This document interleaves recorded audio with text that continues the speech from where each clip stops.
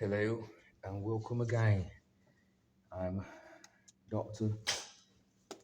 Brother Grand Master Williams, Holy Discordian Pope, Master Mason, brother, friend of yours in the craft, and brother as well. And I am hail from the Kent Duke Masonic Lodge,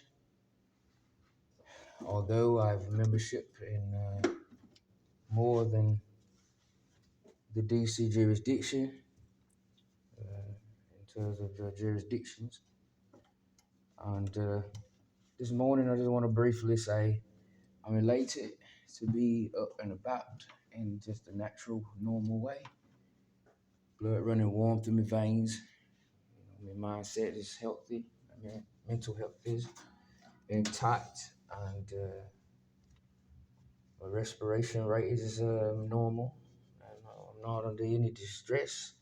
Using a bit of eustress, on the other hand, coping with that experience very well, having committed myself to continue training and personal development to be able to foster such a thing as coping with stress, because it's impossible to eliminate it all.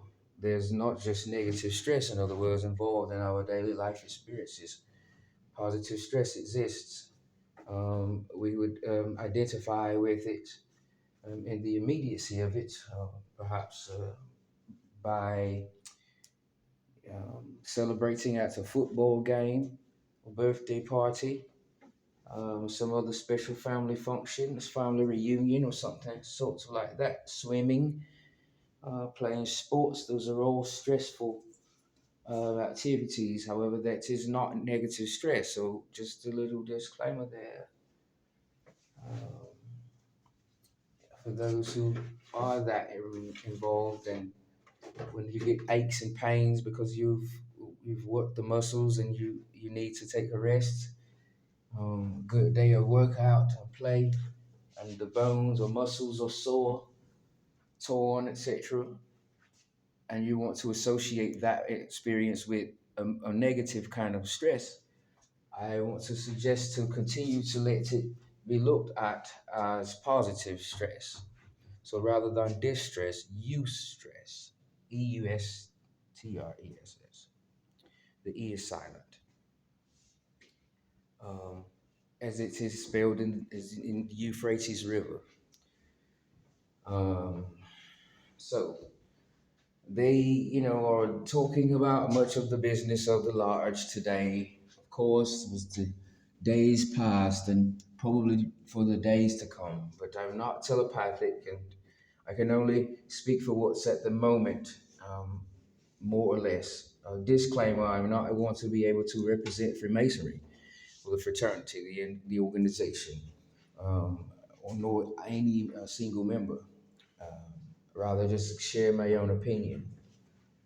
And so the things that I say and discuss here are not meant to be taken as things that I personally am saying are realities in the fraternity.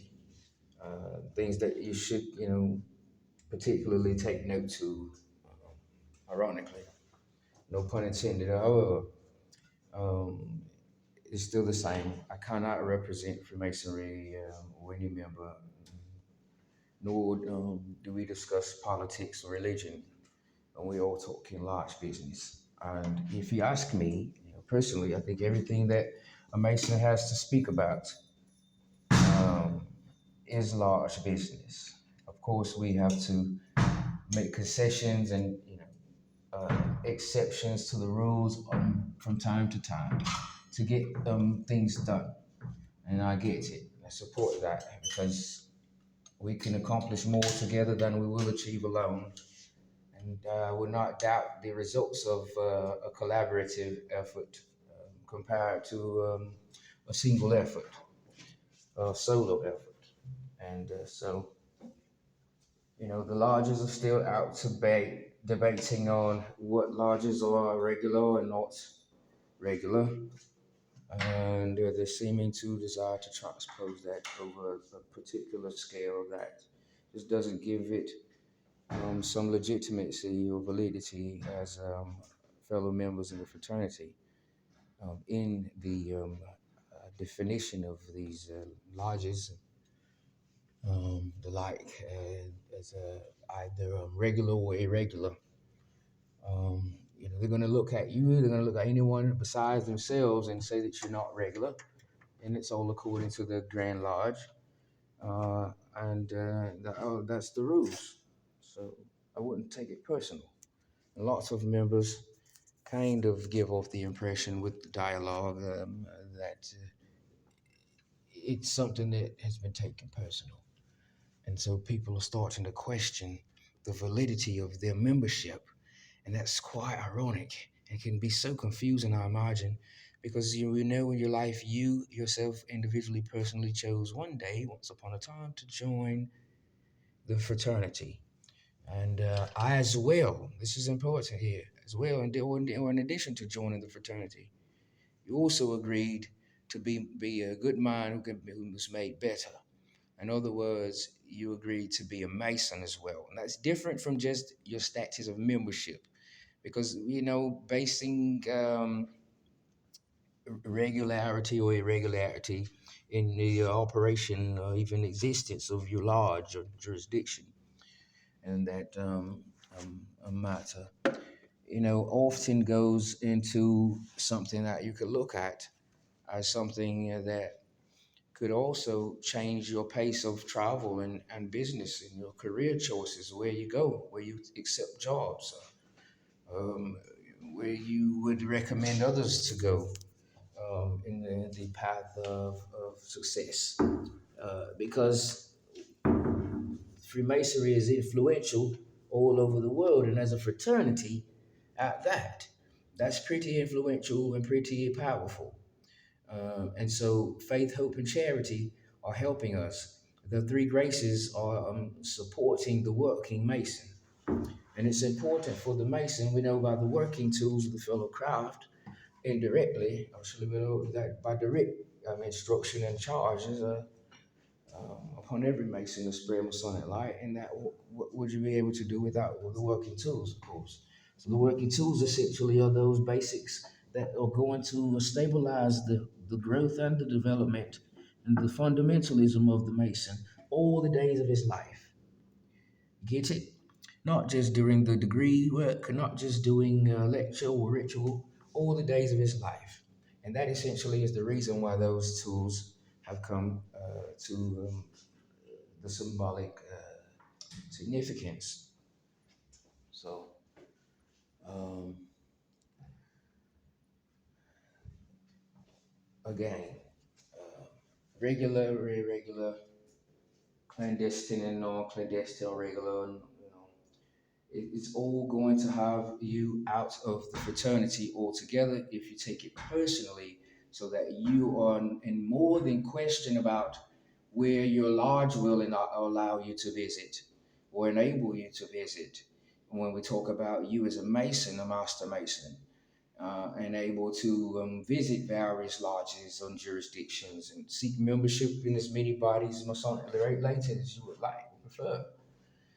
If you let the idea of clandestine or regular, one or the other, impact you personally, then what's going to happen for just that particular jurisdiction in your case is going to also flutter over into your personal life where you are still a Mason, though in a jurisdiction, hypothetically speaking, one certain jurisdiction does not recognize your Grand Lodge jurisdiction. So, you know, you can go elsewhere and still be recognized among those that recognize your Grand Lodge jurisdiction and not miss a beat.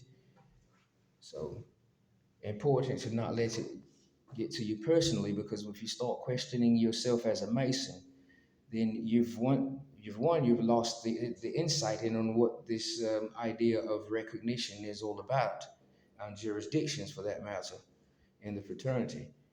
As well, you've lost out on your personal commitment to becoming a better person And this means you've fallen into extrinsic motivation where you've let the purpose for your actions dwell outside of your inner self, where it's more or less being controlled by an outer source.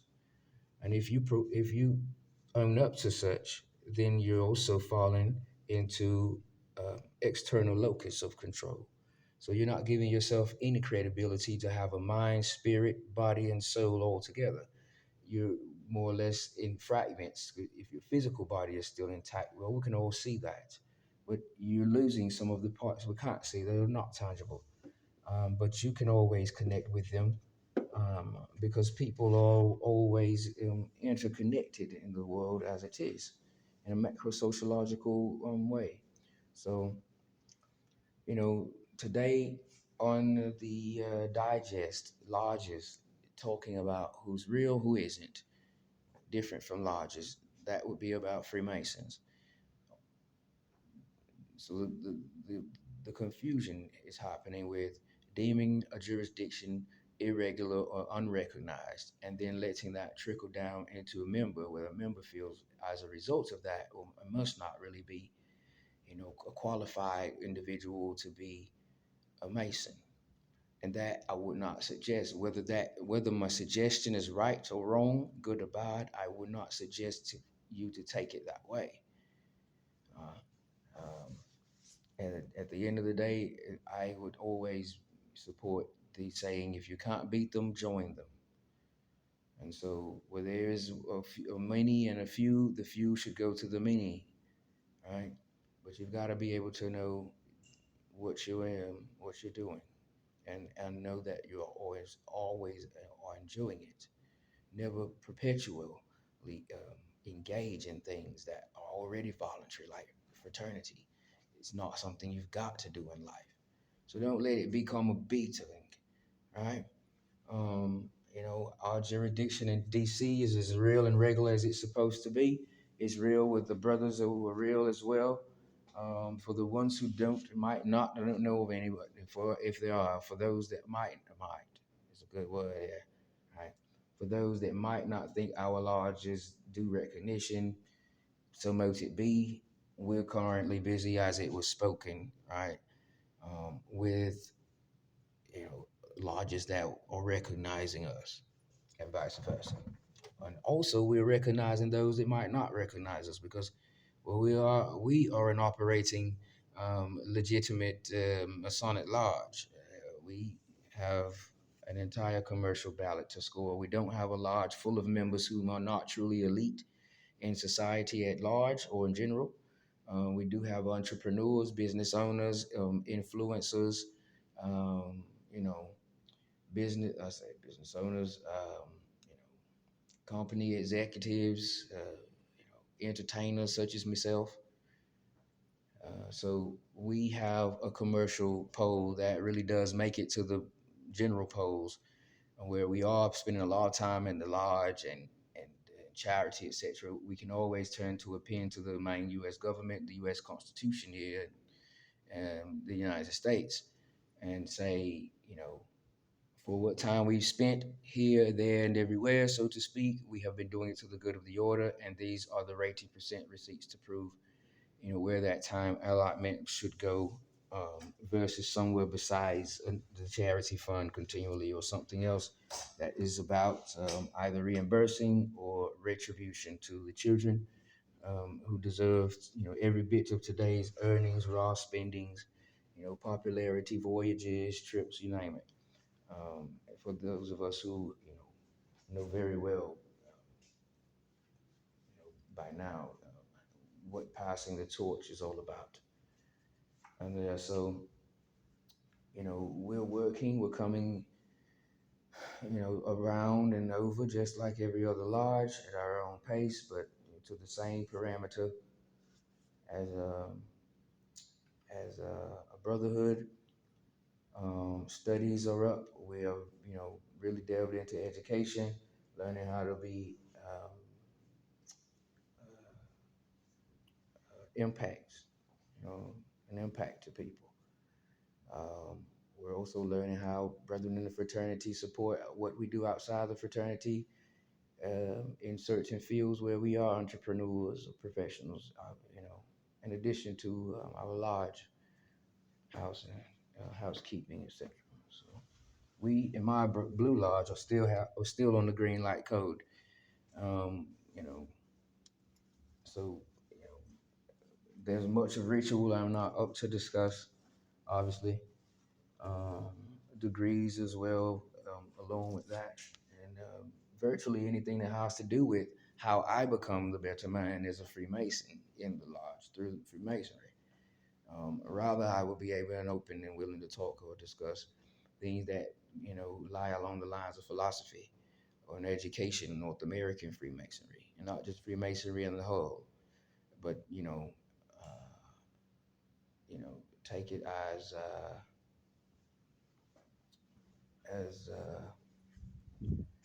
something that we must learn about. We can't just assume. We can't, coattail from other people or plagiarize on the writings and works and publications, master's pieces of Freemasons because they're Freemasons in the out of Freemasonry world or the general mass population. We can't just go around and say, well, you're just doing it, Freemason, so we're not, and the majority rules, and we're going to take this and take that. Freemasonry is not under any tyrannic rule or anything. No, it's scheduled to be. Um, so there is ultimately, us learning, and in that it's truly irrelevant who's recognized and who's not, because we have the ability and the capacity to psychologically process who's an individual and who's not, and there is no one who's not an individual. So in the endeavor of education, the pursuit of it, we don't have um, any premise on which to base a debate or talk even about regularity of validity of a Grand Lodge charter, etc. In education, you get your grade, you pass. We can't do anything about it. You fail, then you don't, get your grade, but you can try it again. And so that's a little bit of a different pattern and process than the grounds of recognition and learning. In some jurisdictions, your jurisdiction is not considered to be regular, whereas in others, it is.